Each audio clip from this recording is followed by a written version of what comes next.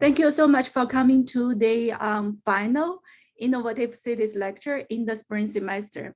And we're so happy that you can join us. My name is Ivy Hu. I'm the chair of the Urban Planning Department. And here is our land acknowledgement.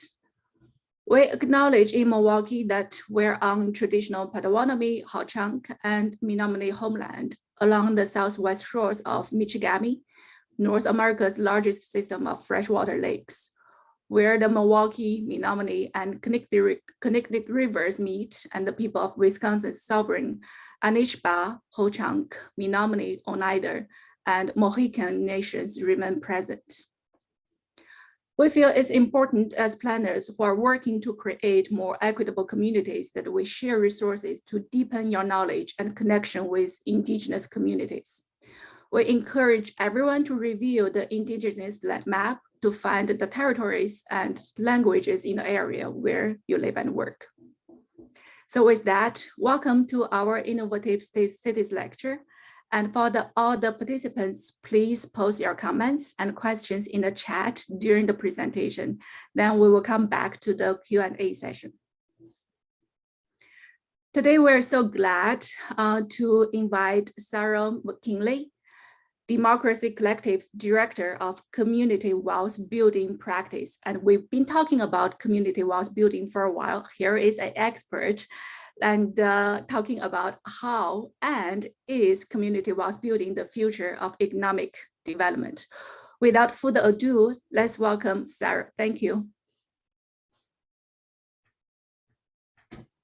Thank you so much, Dr. Hu, and thank you everyone for having me here, and particularly the team at University of Milwaukee's University of Wisconsin-Milwaukee's urban planning program. It's a real honor to be here. I'm a forever student of urban planning and the built environment and the way that we relate to each other in space and what that means for our communities and our economies. And so it's a real honor to be here with you all.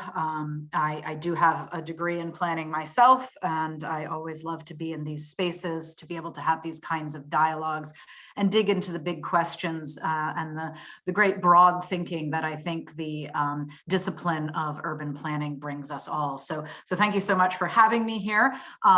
A little bit of a caveat, I am literally, as I was just saying to Dr. Hu and the team, I'm literally just 2 days back from vacation, the first vacation I've had, a proper vacation in about 2 years. So I've sort of forgotten how to have vacation and forgotten how to come back into work afterwards. So I apologize if I'm a little more disoriented than I'd like to be, but I've been putting a lot of thought into this, and I'm frankly just really eager to share some of our work, share some of our experiences, and get your thoughts, feedback, and questions. So I'll go through my slides, I'll go through my presentation, and then I'm hoping to hear from you all and hoping to have some space for dialogue and to learn from you as well. It's my belief that, again, as a constant learner, that we are always experimenting or always learning, always growing from one another. So I'm eager to do that with you in this space. So thank you so much for having me. I'm going to speak a little bit today, as Dr. Hu was just saying, about community wealth building and economic development. But I'll start a little bit with our organization, the Democracy Collaborative. So our mission is here on the slide for you all to see. We are a US-based research and design lab for the democratic economy, but we work transatlantically, and we work to present ideas and vision, lift up models and best practices, and build pathways to a new and more sustainable political economic system. So that's what we do. Essentially, what we are is a research and practice organization, a think tank that develops ideas and also works on practical implementation with partners in place. So why do we talk about a democratic economy, and what does that mean? So the Democracy Collaborative, we believe that true human flourishing requires that people have control of their economic futures in addition to their social conditions. We believe that democracy cannot and should not reside only in the political realm, especially when that political realm and the way we exercise that democracy in the political realm is through an increasingly non-representative electoral system. So in order to do that, we must democratize our economy. And at this moment of compounding crisis, and when I say compounding crisis, I'm speaking not just of the sort of recovery from COVID crisis that we're in, but also the real existential crises that have been building that COVID is frankly just a symptom of. Climate change, wealth inequality, and the collapse of our ecosystems rooted in extractive, racialized exploitation globally. So all of these crises are coming to bear at this moment, and we're really beginning to feel that. So as that is happening, the wealthiest among us have only grown richer. So right now, and this slide showing these men, and indeed they are men, is a bit outdated. There's been a little moving around in here, but in COVID especially, actually, these inequalities have really broadened and become exacerbated. And right now, only 3 Americans own as much wealth as the lower 49% of all Americans combined. So 3 people have as much wealth as 160 million people put together. So essentially what we are looking at is a plutocracy. These levels of wealth inequality have not existed since the Gilded Era, before the Great Depression in the 1930s, and in fact, even worse in many instances than then. So we are looking essentially at a plutocratic economic system, which is, as we can tell, really eating our democratic polity and our democratic politics. And as a result, we're seeing a lot of social upheaval. This is not a coincidence.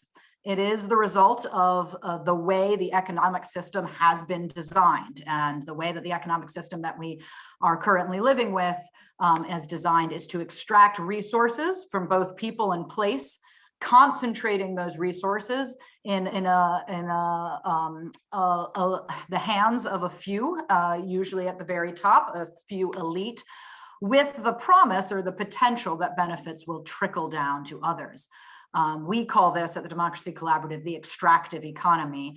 And the reality is that the vast majority of those benefits are not trickling down to most of us. They are getting stuck and cauterized at the top of our system in the hands of those elites that control our economy. But it doesn't have to be that way. So when we talk about the word economy, it is something that we as humans design and shape. It is not an exogenous force. So often we talk about sort of the hand of the market as though it were some kind of, scientific force like gravity that we can't control. And in fact, that is not true. The economy is something that we have created in order to meet our needs and to provide services to people in their daily life. The root form of the root word, the Greek root word for economy is oikonomos, and it means of the household. So if you think about that, the word economy grows from that word meaning of the household. We think about that economy's rightful place should be in service to our needs and to the needs of our home. And when we talk about home, we think of community and place. So we're talking about an economy of place, not an economy of untethered global financialization. And the key design question to the economy is the same central question of political economy that people from Karl Marx to Adam Smith have been asking for a generation. And that is, who owns and controls assets and capital in place? And that is the key question that we're asking at the Democracy Collaborative when we talk about a democratic economy. That is this question that is central to democratizing the economy. So at the Democracy Collaborative, we believe that a democratic economy can be designed in 2 main ways, through community wealth building and the next system. And these 2 approaches, that we've coined, community wealth building and next system project, are constantly in dialogue with one another. And a community wealth building approach is local, it's rooted in practical, common sense application in place, in community, and it's connected to, but also supported by and is growing, actually, is helping to grow a political economic system that has policy, both national and supranational, theory and ideology that builds and creates an ecosystem around a productive local economy that services our needs in place. So today I'm going to be focusing on community wealth building and what it is that we can do locally to address this question of ownership of assets and resources in place. So what is community wealth building? At its heart, community wealth building is about local ownership and control of assets in place, as I was just saying.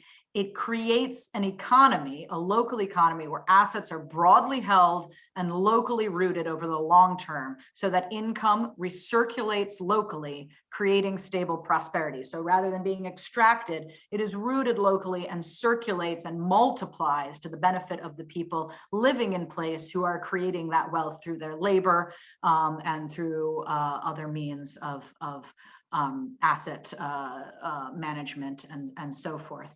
But to do that, we must develop plural or multiple forms of ownerships across a full spectrum of assets, resources, enterprises, and services. So that we can collectively transfer the wealth and power that those assets generate to the hands of the majority of us, rather than a small elite few that can benefit from it. So that's what community wealth building is about at its core. We think of it as economic plumbing. So we think about community wealth building as a means of rewiring a local economy so that it produces benefits for people by its natural functioning, so that the way the water flows through these pipes naturally benefit the people that are living there, the place, and ultimately the planet. So the goal is not to simply just build off one-off projects or to band-aid and ameliorate some of the externalities of a system that isn't working. It's not tinkering around the edges to attempt to even out the malign effects of our deeply unequal system as it is right now. But instead, the goal of community wealth building is to fundamentally change the ordinary operations of our local economies so that they're capable of reliably generating positive outcome, health, happiness, prosperity, thriving, resilience by its natural functioning. We think of community wealth building, and this is much more sort of techie, as pre-distributive rather than redistributive. Right now, much of our system is oriented towards redistribution of wealth. So after it's agglomerated, pulling out to redistribute to ameliorate some of the ill effects of that extraction and agglomeration. Rather than doing it that way, actually designing it, institutional design, system design, to create a more even distribution in the first place so that we're all able to benefit upfront. So how do we do that? Through community wealth building, we focus on 5 key areas of intervention into local economies, what we call the 5 pillars. These 5 pillars are essentially buckets of, or how to organize, if you will, our local economy around sort of key economic activities, and then how to alter economic activity within those buckets in such a way that you are really creating broad impact across the whole economy. So the 5 pillars, as we talk about in community wealth building, are progressive procurement. So we're talking about local spending. Many institutional actors in place procure many goods and services and spend a lot of money in our communities. How are they doing that? Where is it going? And how is it being connected to rooting wealth in communities, and particularly those communities and members in communities who have been left behind or cut out of economic activity in our traditional model. So progressive procurement is really key to that. And when we talk about procurement, we're often thinking about, or we're usually thinking about, what we call anchor institutions. Those are large place-based institutions, public or nonprofit institutions that have a mission to serve communities. So health-based organizations, hospitals, educational-based institutions, universities, city governments who actually need to provide goods and services and meet the needs of our communities on a collective. Those are the anchor institutions that are procuring goods and services in large amounts in our communities and are not going to get up and leave. We need these institutions in order to function as a collective. So they're rooted in our community, and their success is inherently linked to the health and vibrancy of our communities as well. The same is true for the just use of land and property. So land as an asset. Cities in particular, but also institutions, own large quantities of land. There are many different ways of collective land ownership. How do we use that land, and how do we actually open up more land as assets for the benefit of community, to bring those back into fair and just uses, both affordably, publicly, and health and environmentally wise. Same with work, thinking about how work is not just, and when we talk about wealth, we're talking about not just income, especially when we're talking about things in the United States like the racial wealth gap, where really improving individual or family-based income is not going to be able to address the level of disparity that we have between Black families, for example, and white families in this country. We need to be talking about collective wealth and what that looks like. So fair work, so good work that supports not only good income, stable income, but also helps to generate wealth in other ways, benefits, social services, and things of that nature, good conditions. Directly linked to that is inclusive and democratic control of enterprise. So enterprise is the root of our economy. Enterprises service our needs on a daily basis, but who's benefiting from that, and how are the decisions about those enterprises being made, and who gains from the profits of those enterprises. So thinking about different forms of democratic control, and a multiple forms of democratic control of enterprise in place. So social enterprises, cooperatives, municipally owned enterprises, and so forth, to really meet those needs. And finally, locally rooted finance, so that finance is not just something that is controlled by large banks in the ether on these financialized tools that generate profit out of thin air, essentially. Rather, how are we rooting wealth locally through local financial institutions that are intended to serve the needs of local enterprise, local people, and local economies? And how can we do that using the resources we already have, such as public pension funds and community development financial institutions? So those are the 5 pillars of community wealth building that we focus on, the different interventions across those. And within those 5 pillars, there are tons of what we call elements of community wealth building that have existed in communities across the world for generation, and can exist, no doubt, in your communities and beyond. Things like cooperatives, all forms of cooperatives, from consumer cooperatives to employee-owned cooperatives, to producer cooperatives, to multi-stakeholder cooperatives.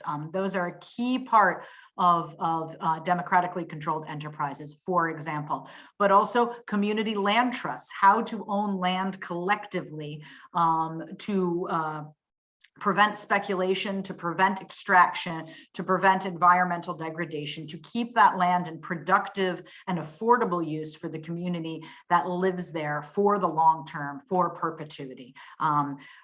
Things like municipal enterprise I spoke about already, pension funds investment, community development financial institutions, credit unions. These are all institutions that exist in our communities already, and have for many generations, in a way of creating collective control of community assets in democratic ways. So there are many that already exist around there and have done for generations. The term community wealth building is something that we at the Democracy Collaborative coined about in the early 2000s as a way of thinking about a lot of these activities that have been happening for a long time. So the activities, the elements of community wealth building are not new. They come from the New Deal in the post-Depression era in the United States, growing out of what we talk about as laboratories of democracy. For example, the Social Security system in the United States is something that came out of the New Deal, but started as an experiment in Alaska, where people were pooling resources to care for their elderly. And then when FDR was in office and looking for things to help rebuild the economy, it looked to that example in Alaska and said, oh, this is a really good example. How can we do that on a national scale? And that's how we have the US Social Security system that provides resources to elderly people after retirement. So we're talking about these kinds of laboratories of democracy that have been around from our civil rights movement, when Martin Luther King came to the North and said that equity is really about economic liberation and self-determination. And how do we think about that? That came from the cooperative movements in Europe, in Mondragon and Emilia-Romagna in Italy, in the north of England. That came from the solidarity economy in Quebec and places like that. That came from Nairi socialism in Ujamaa socialism in Tanzania. All of these things have existed in communities across the globe for a long time, but how do we connect them? How do we connect them in a systemic way so that we're thinking across a full local system in a way that all of these different efforts, all of these different parts can really make change? And that's where we came up with the term community wealth building. That's Gar Elpervitz over here in the corner. He's the founder of our organization. He's a political economist who studied all of these movements and brought them together in this term, community wealth building, in the early 2000s. And as a practice, sort of coherently coming together, we believe that community wealth building, and this we call the community wealth building wedge, where these different interventions into the economy, these 5 different interventions of progressive procurement, locally rooted finance, inclusive and democratic enterprise, fair work, and just use of land and property, can really disrupt an extractive and then begin to displace it. So breaking in to a local economy and displacing things like attraction. In other words, creating tax subsidies for large corporations to come in that then undermine the tax base of a local place and in fact extract the profit from those places. And once they have that, most corporations will usually move where they can get greater profit or lower cost. So how can we start to displace those activities while still meeting our needs in place? And so that's what community wealth building is about. It's about intervening in a local economy to start to displace some of those larger extractive practices with some of these more collective practices of wealth stewardship and wealth circulation and redistribution in place. So this is a very new diagram we're messing around with. I'd love to hear your thoughts on whether this is a helpful visual for thinking about this. But really, again, just thinking of this as a means of intervening in a local economy to begin to disrupt and displace in productive and common sense ways in that local economy.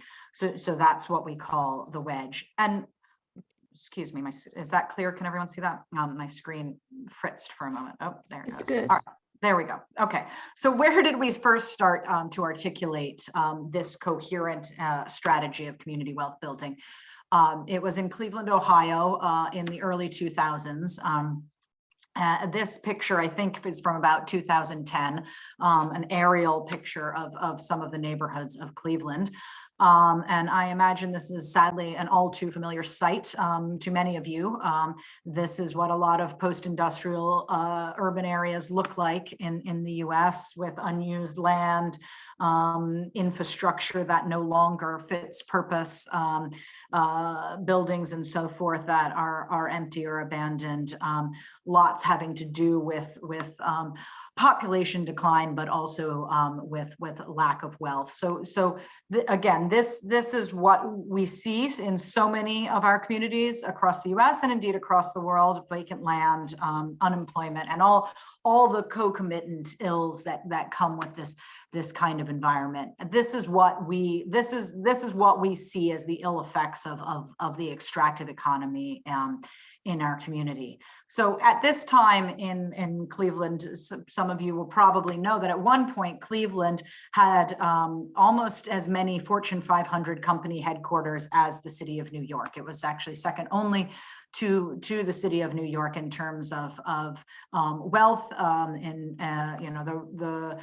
The Carnegie's were there and others in Cleveland. It was a boom town at the turn of the 20th century and through to the war era. But by this time in Cleveland, almost all, I think, save two of those companies had left, mainly seeking cheaper operating costs in other places and leaving behind this sort of all too common a landscape of disinvestment, deindustrialization, and community devastation. So by 2019, Cleveland was second only to places like Detroit in poverty statistics, many of which you're familiar with. Half of all children in Cleveland were living below the federal poverty line, and it is now one of, and still is one of America's poorest cities. However, here we find this is Chris Brown, who grew up in one of the largely African-American communities surrounding the downtown core of Cleveland, in communities where in many cases the median income is $8,000 a year for a family of four. And Chris was at one time a drug dealer and had served time in prison. And had returned to his community where the rates of recidivism were extremely high, and found himself unemployed and unemployable. Meanwhile, at the center of the city, in the downtown core, there was a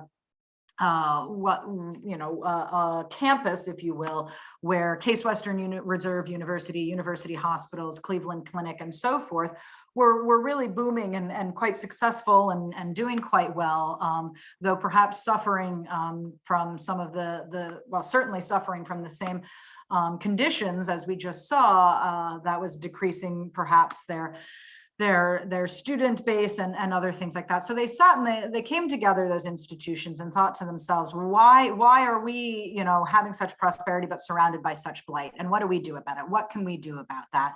And so they sat down and they thought, how can we work with or better connect to people like Chris, people in the community who really need to find employment? And they did an analysis of their spending, and they realized that they were spending $3 billion a year combined in procurement of goods and services. And a very, very small portion of that was actually going to Cleveland. And an even smaller portion of that was going to the communities that people like Chris lived in. So they came together, they formed a collaboration. They reached out to the Democracy Collaborative.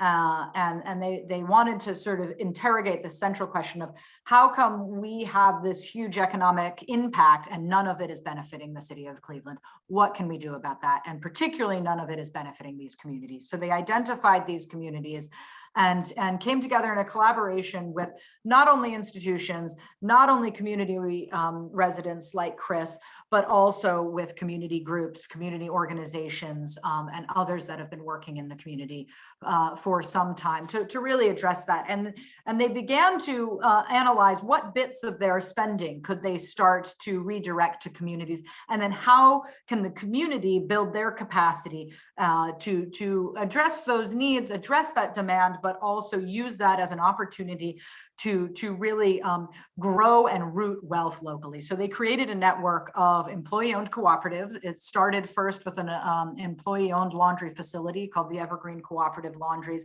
that were going to provide laundry services to the Cleveland Clinic and the university hospitals. And it grew to include a large hydroponic greenhouse. That's what you're looking at here on the slides, taking up 2 large football fields of land that was derelict previously on the city's west side, and providing lettuces and greens to the cafeterias of the universities and the hospitals. And then ultimately there was a green retrofitting and construction company that worked on the building maintenance for all of the buildings on the campus. So that's where it started. Now, over 10 years later, the cooperatives employ over 200 people locally. all of whom earn a living wage, all of whom have an opportunity to become employee owners and share in the profits of the company. They now get profit distributions once a year. That can be upwards of $5,000 for people. And so when you think about, well, as I was just saying, some of these neighborhoods, the average income was $8,000 for a family of 4. If you get a $5,000 profit share once a year, it makes a huge difference in many people's lives. But also, they also can access a number of other benefits, which I'll speak about in just a moment. Again, these have grown. There are now actually 5 cooperatives in the network. Again, they all provide goods and services to local institutions.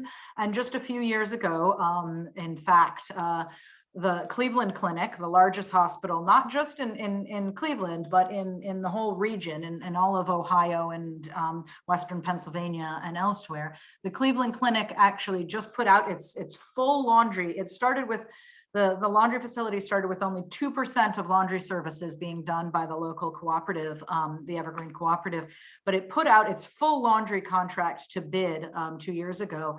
And in fact, the Evergreen Cooperative Laundry beat out Sodexo, which you may know is a large multinational GPO or group purchasing organization that had been servicing the vast majority of their laundry needs.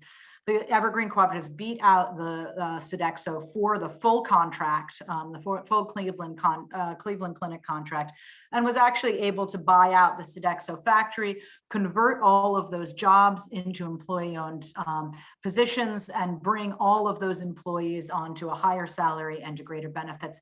Not a single job was lost in that. In fact, the only thing that was probably lost was some shareholder wealth generation for Sodexo's absentee shareholders. So what is it that distinguishes this model rather than just having it be about a few cooperatives here?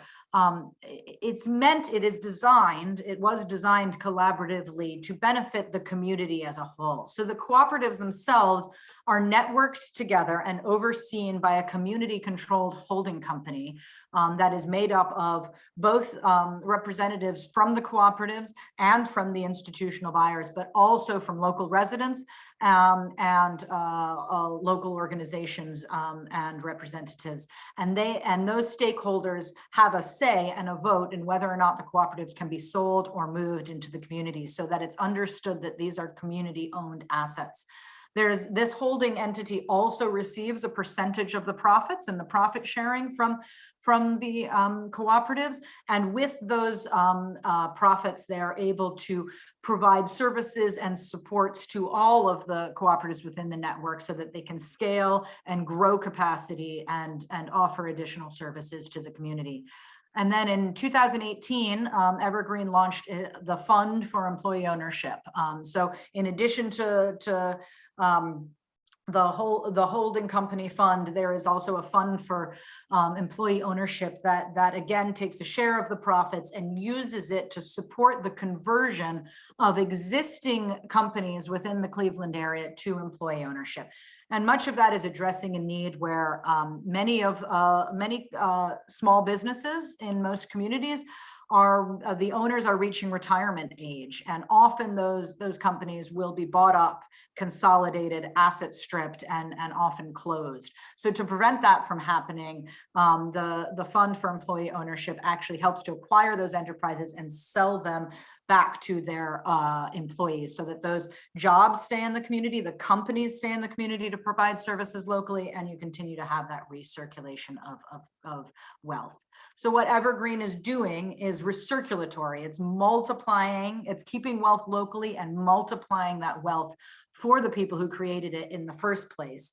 And then it's networked into a system that really provides for the well-being of the economy for the long haul to help reverse some of these trends of economic decline. So that's in Cleveland, but it's not just happening in post-industrial cities. I think many people think about this as an urban only regenerative opportunity, but in fact, this can be applied wherever. It's an asset-based approach. So with whatever you have, wherever you begin. So we began our session today with a land acknowledgement, and I want to sort of bring that full circle and bring that back to the Pine Ridge Reservation in South Dakota, where the Lakota Sioux live, and unfortunately, have had many of their resources and wealth extracted from them. In fact, as you may know, with reservations, they don't even own the land that they have been relegated to. So it's very difficult for them to actually get the benefits there. So, the Pine Ridge Reservation is unfortunately at this point one of the poorest places, not just in the United States, but in the Western Hemisphere. So up until fairly recently, the Pine Ridge Reservation had a life expectancy for an adult male of 48 years of age. That is the worst life expectancy in the Western Hemisphere, short of Haiti, which frankly is unacceptable and should be entirely shocking to anybody who hears that. But of course, like all places, you hear these statistics that are so overwhelming. Community itself is full of beauty and strength and resilience. Effort to reclaim their culture, their heritage, and the land, which is so important to their way of life. And so the Thunder Valley Community Corporation, Community Development Corporation, which you see here on the slide, started about 8 years ago from this youth-led movement to begin to buy up cooperatively pieces of land from the reservation so that they could own it together as a community and develop what they're calling a regenerative community of housing, cultural space, enterprise development, recreational space, all built using indigenous methods in indigenous forms, in green and using green and regenerative practices from the Lakota people. And as they began to design this community collectively through a community engagement process, they realized that they were going to generate a fair amount of economic activity on the reservation. And they thought to themselves, okay, so how do we keep that economic activity local? How do we make sure that economic activity is actually benefiting and building skills and capacity for the people who live here? And rather than, for example, as is often common, inviting in a construction company from Rapid City or the Twin Cities or Denver or elsewhere to come in and do this work for us, why don't we learn from the best and learn from ourselves and develop those skills locally? So they developed apprenticeship programs, training programs, upskilling programs, construction methods, and they developed an employee-owned construction company so that they could begin to develop and build this themselves, and are now in the process of developing employee-owned collective wastewater management services, property management services, food distributions, all of these designed in a manner to benefit and regenerate the community, but also rooted in the practices of the Lakota people in place. So if it can happen in Pine Ridge, if it can happen in one of the poorest places in the Western Hemisphere, one of the most remote and isolated places in the United States, then it really can happen anywhere. So where are we now? These are really exciting examples. These are really exciting activities in place. But what is often happening is that they're isolated, they're disconnected. It's a small example here. Evergreen Cooperatives, for example, have made a huge impact in the life of the 240 employees that work there and the communities that those people are from. But it hasn't changed the way that the city of Cleveland thinks about its local economy. It hasn't changed the fact that the city of Cleveland still really was throwing away its tax base to attract Amazon to build a headquarters in Cleveland, which of course they did not do.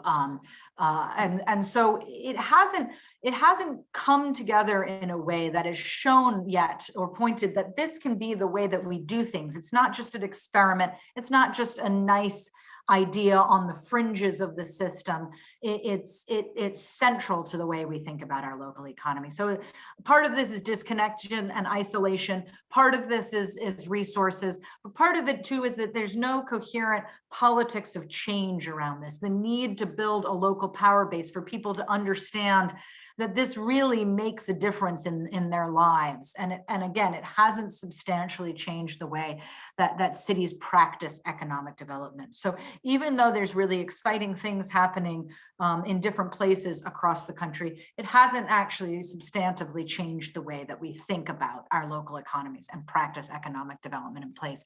So at this moment where we're thinking about recovery, but we're in a crisis of a cost of living crisis, if you will, and not to mention our existential crisis, as I mentioned before, climate change and environmental collapse. We really need to start to scale and connect and build an ecosystem of support around this work. And this is where that wedge comes into play.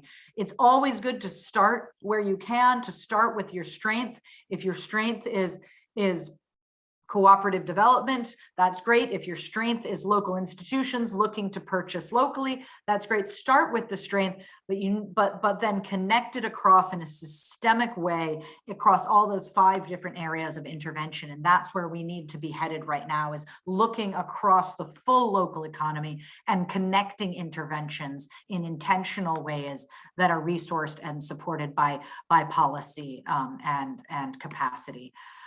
So that's beginning to happen. And central to that is the role of local government.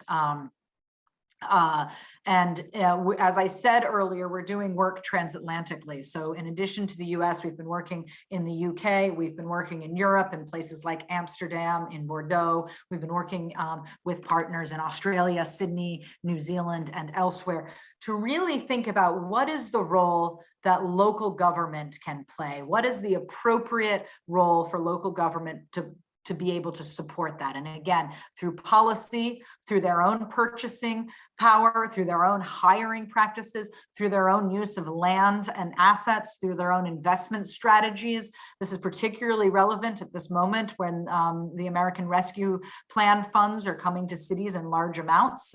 How can they use those funds in a way that creates more resilient practices for the long haul that root wealth locally? So really thinking through the local government as a lever for change. And so this is an example in a place called Preston in the north of England. It's in the greater Manchester area. And Preston in 2008 was supposed to have an outside development company come in and regenerate their downtown core area. And of course, in 2008, as we all know, the financial crisis came, that company pulled out, and their whole plans for regenerating their downtown core fell apart. And so they looked around and they thought, well, what can we do? What can we do with what we have?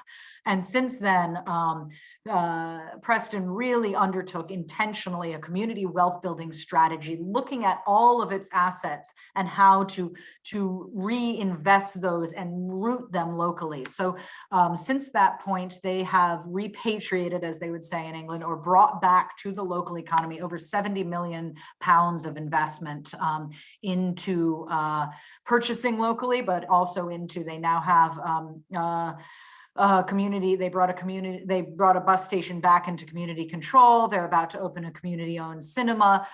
They built affordable student housing with their pension fund investments. And they've now moved from being one of the most, as they would say in the UK, deprived communities in the UK to actually being one of the most improved. And in 2019, PricewaterhouseCoopers rated them one of the best cities to live in the north of England. So they've really made a huge turnaround just by applying some of these principles. And now you're starting to see this all over. The government of the nation of Scotland has now appointed its first community wealth building minister. They're about to pass a Community Wealth Building Act. All 32 of their local government authorities now have to have community wealth building plans where they design and implement strategies that support these kinds of interventions in place. You're seeing this also in Wales in the UK, a post-mining economy for the most part. So they've developed something what they've called the foundational economy, where they're looking at multiple generations. It's actually a very indigenous way of thinking, looking for future generations is what they call it. And they have community wealth building central to the implementation of that, securing the benefit, the economic benefit for future generations in their communities of Wales.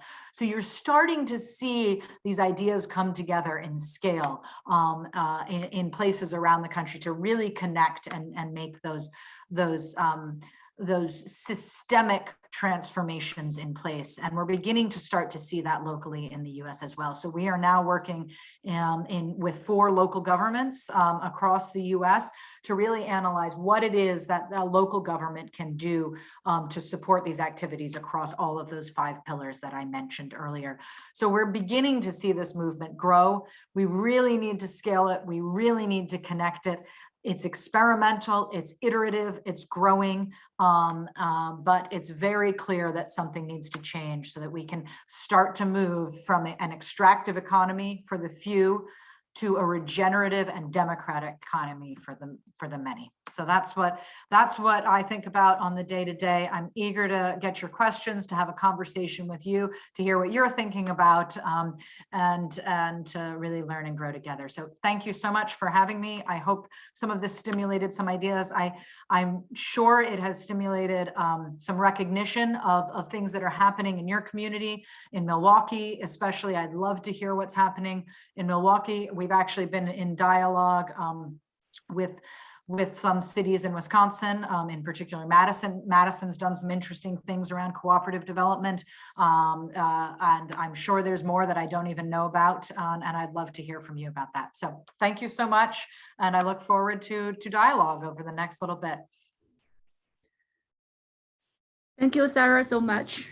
This is inspiring and thought-provoking, and we have questions coming in the chat already. Great. We have quite a few different questions, so let's start from the top. And I believe the first question about the presentation is from Wes. What do you find is working to keep the extractive capitalist coalition at bay in these new locations in the States to insert the wedge you were talking about? It's an excellent question. And this is one of these, we're at an interesting moment, as I've been saying, where we really need to scale. And heretofore, I think for the most part, these kinds of interventions have been seen as small enough or fringe enough to not necessarily be threatening, right? These are symbiotic things that can exist in our economies as they are, and should. And so I think oftentimes they have yet to be seen as threatening. And so there hasn't been the kind of pushback that you would think entirely. But I think certainly there will be more, and we are starting to see that. So for example, there is, in economics, capital consolidates. That is its tendency, that is its nature. And it often does, and you've seen this, in fact, with the financial crisis, where a lot of community development financial institutions were wiped off the map as a result of that crisis, while large financial institutions actually consolidated and created greater control over certain aspects of our economy. So you've seen it happen before. We're seeing it happen right now, actually. It's very interesting. You're starting to see venture capitalists begin to get involved in employee ownership and employee-owned funds. They see that this is a growing trend, and so they're starting to get involved in it as well.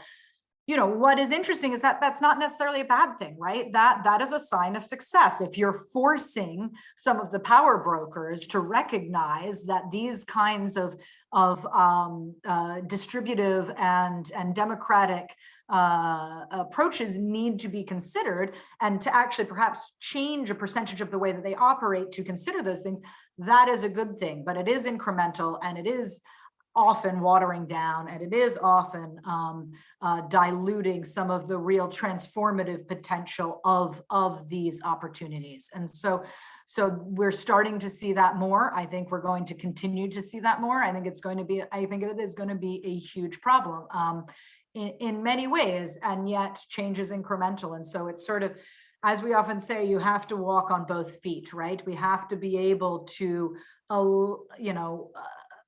accept that we're victims of our own success to a certain degree, and then continue to push the envelope on what can do better, what can be done better, what can actually be more transformative for people in place, what can actually start to alter those systems, and do those things at the same time. So that is the key question, though, that we really need to grapple with. So thank you for that. I cannot keep track of all the questions coming in so rapidly. So let me try to go down the list and see how many questions we can address in the next 15 to 20 minutes. Jenny asked me to skip her question, so I will move on to the next one from Bruce Wiggins. Would UWM and SAR be willing to present this idea to the city's new budget director, Nick Kovac, who used to represent the UWM area on the Common Council? I don't know which UWM and SAR faculty and staff are here, but I imagine the answer is that we need expertise. We need experts like Sarah to present the ideas to the city. So if we do have the forum, if we do have the chance, for sure, we would love to connect the expert with city officials. Yeah, and that's very exciting, and we're open and willing. As with so many things, these are capacity issues, but that, I think, is where, and especially, as community wealth building is a local intervention, a local approach, it should be,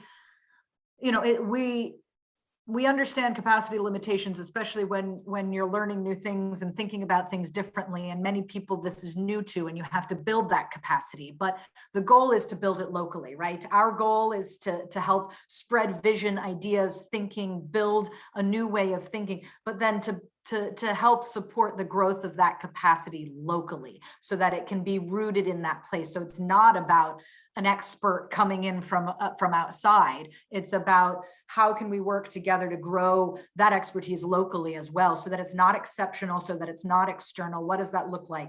And there's a huge role, actually, in addition to being anchor institutions, there's a huge role for the academy to play in this. There's a huge role in retraining professionals and people in place to think about these things differently, so that they can begin to develop their own capacity. And that's actually something that we're working on, is how can we work with not just the academy, but professionalist institutions as well, to sort of retrain thinking around this. Economic development certification programs, to think differently about this. We're talking to HUD right now. How can we talk with HUD grant makers about how they are incentivizing economic development practice and retrain their own thinking in that? So it's a huge capacity issue, and that's the problem. And sort of when you're trying to reconnoiter and redirect some of these things, it takes time and there are limitations, but that's how we need to be thinking about it. And one of the things we're working on doing is developing what we're calling a technical assistant task force, so that we have the people who know how to do cooperative conversion better than anybody else, who know how to do pension fund reinvestment better than anybody else, who know how to design a community land trust better than anyone else. How can we get those experts nationally, internationally, to come into community and partner with community to develop those skills locally? So that's what we're working on, and that's what we hope to be able to contribute to this space. It's so perfect because in academia, we are having the struggle right now. And I share with my students because there is new model, there is new knowledge, and the existing model, whatever we've been taught and we're teaching right now, they're outdated. For sure, we're creating new knowledge right now. And when I was teaching urban economics development theories, and students, well, very, very justifiable question, why all the theories are based on maximize profit? Why we have to have that preamble before we do any analysis? And this is perfect. So the industry, the academia, the nonprofit, everybody is creating new knowledge right now. And it's excellent that you say that. And this goes back to the previous question about capital striking back. It's not just capital, actually. Some of our biggest challenges is sort of the inertias of our own way of thinking, you know, our own lack of imagination. And I mean, capital has created some of these frameworks that we are now so programmed into, and that's why we also, it's not just about community wealth building, it's also about next system. And that's where we need to start changing the sort of legal framework so that actually your fiduciary duty is not to profit maximization. Your fiduciary duty should be to providing a necessary good, a social good, positive environmental outcomes, things of that nature. So actually changing legal language and laws, and then also changing culture and mindset around those, because it's no one's, you know, we are all products of our environment. And that's the hardest thing to do, is to change those mindsets. Totally. There is transformative eventual goals. And there are some immediate steps that we can take right now. And I am going down, and of course, I haven't read through the questions. So just let's go down the list. And the next question is from Madison. And how does one create cooperatives? Madison are investing a large sum of money in one of the historically underinvested communities. How can we create a co-op CDC model to create community generable? Excellent question, and also a hard one. I mean, as anybody knows, even just, you know, working on a group project in graduate school, working collaboratively is one of the most difficult things to do. And so that's a human problem, certainly. But there are ways that we have found in this kind of work that really help. And particularly in this kind of work where you're talking about stakeholders that often don't come together, and more importantly, often don't trust one another. So there's often, and quite legitimately, distrust between between community and anchor institutions, and particularly communities of color that have so often been sort of moved or pushed or experimented on in some cases by institutional actors. There is real distrust, and that is real. And first of all, I think, you know, the start of a healthy collaboration is to acknowledge that, is to be transparent in that. But one way to do that, to be able to hold that space where those kinds of partners and stakeholders who aren't used to being together in the same place can be, is to have, in the case of Cleveland, for example, the Cleveland Clinic, the Cleveland Foundation was instrumental as being a sort of neutral, if you will, convener. So able to, it had the trust of both community residents, community groups, as well as the institutional actors. So who is the convener, I think, is very important. I think sometimes the city government can play that role, not often. It depends on the context, but they may be able to, especially if there's a mayor or a city council that's really sort of been able to bridge divides. That's one way to use the city as a convener, I think, is very important. So who the convener is, I think, is very important. Acknowledging and being transparent about the sort of history of the situation is very important. And then I think, you know, it's always useful to create resources and space for people to come together. So really thinking about that collaborative design when you want community resident, and this, of course, I know urban planners think about in all kinds of community engagement. How can we get people at the table, and what kinds of supports, from childcare to others, can we provide to do that, is really important. But I would start first with the key question of who's convening. And the leadership that can really pull some pull some of those strings to get people to the table as well. And of course, urban planners would argue urban planners for sure are the conveners because we understand all the different interest group, we consider the accessibility for everybody, etc., etc. Exactly. I think we can combine the next two questions together. It seems they're more about the resources for local land use practices and the resources for cities to engage and grow the community land trusts. And other. Yeah, and I'm trying to look at some of these questions too, although it is hard to keep up. I'll start with the caveat that I am not an expert in land use. And in fact, I imagine that there are many more people on this call who are more expert than I am. So I'll start with that caveat. But then I will say, you know, there are many different ways of thinking about land and property use in more collective and collaborative ways than we often do. I mean, as you all know better than I, there's so much focus on sort of private production of land and developer-led development and production of land that is so often oriented towards profit and certain uses. And so how to think differently about that land, how to think about sort of removing land from market speculation is the key. And that's why, I mean, because, for example, we're doing work in Alameda County. Alameda County is a really fascinating place in California, just in the East Bay area. In some ways, it has all of these really exciting progressive activities, community land trusts, cooperatives, and all these things.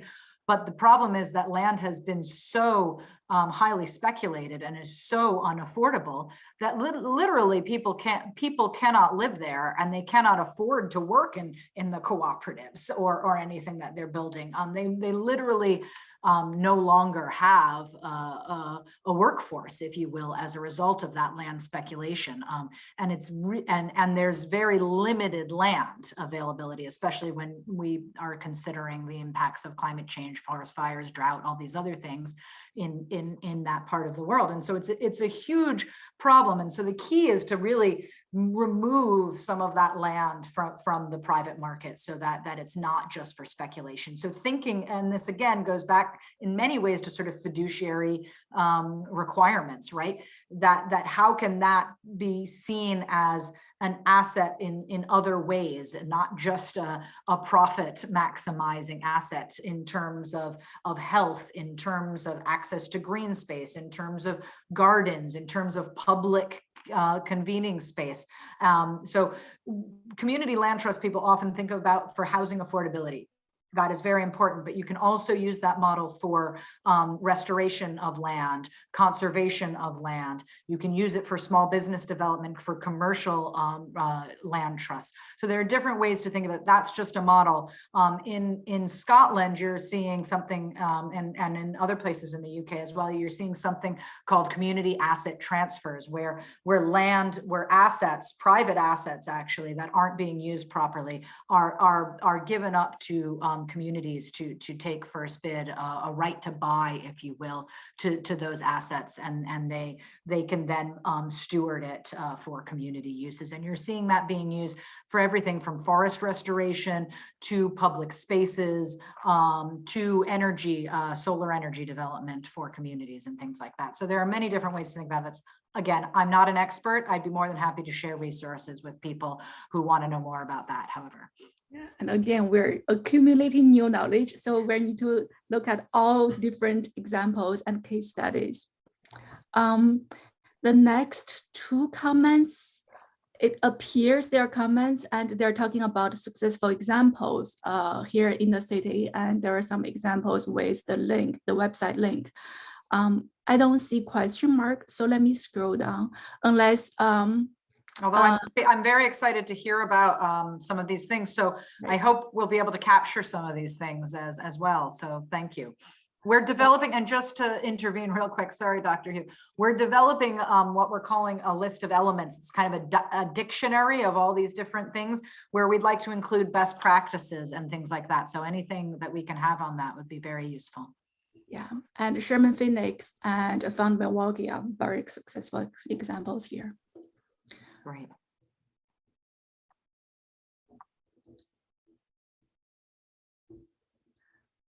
I am scrolling down. I don't see, just briefly, I don't see questions. So let me hold on a second, just in case that some of you want to make your comments verbally, or if you want to have additional questions that you don't have time to type in the chat. And while you're doing that, I will say I do see this comment about the the ARPA funds, and this is an interesting moment. So most cities have received direct ARP funding from the federal government. Some, like for example, the city of Chicago, where we're working, in the billions of dollars. I mean, these are large amounts of money, and many cities and local governments are having to use this for emergency funding right away, right? So that's being turned around. But a lot of them, then there's a significant amount where they don't actually know quite what to do with some of these resources. It's a huge opportunity.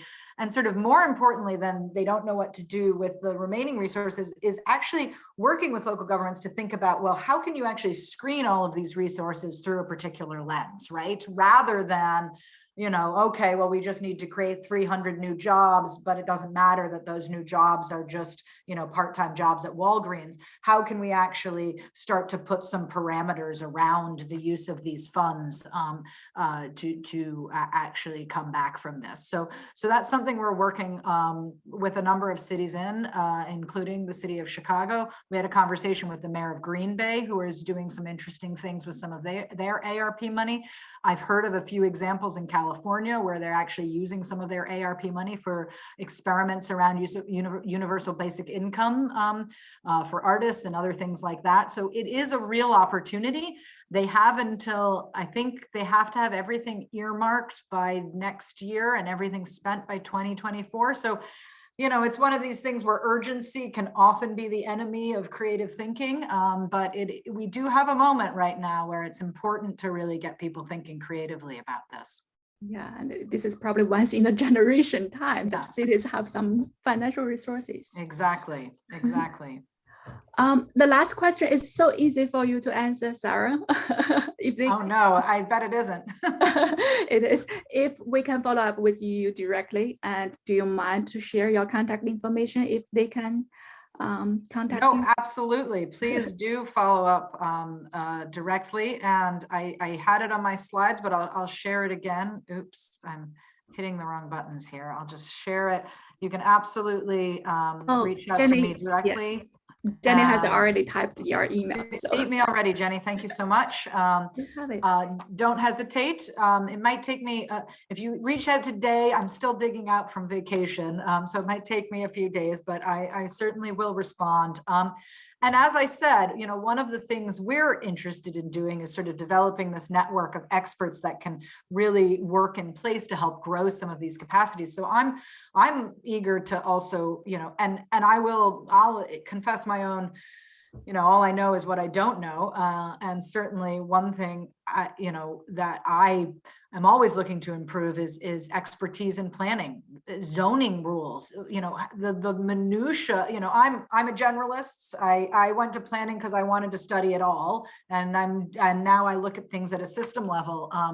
But the minutia of sort of zoning policy is really important to this kind of stuff. Land use, all of these things, it's very, very important. And getting that kind of expertise, especially, and the US, of course, is an interesting place, very different from working in the UK, for example, where everything's very centralized. The US is very different, and it changes based on, are you a Commonwealth state or not? All these sorts of things. So would love to learn from your expertise as well, and see who we can get in the lineup for our task force. This is so awesome, and this is really inspiring, and I bet we will continue a lot of discussion here and after the presentation. Let's thank Sarah for her great presentation. I can do that, and if you could show your virtual applause, that'd be awesome. Thank you so much, Sarah. And for the rest of you, for the participants, please take the survey of this lecture, and Jenny will put the link in the chat very soon. And when you are taking the survey, just for your information, this is our last, but of course, a great innovative cities lecture for this semester. And this concludes the whole academic year's presentation and lectures. And we will be back in September. So look forward to seeing you soon and have a great summer. Thank you. Thank you. Good luck with the end of the semester, everyone. And have a good summer. Thank you so much for having me.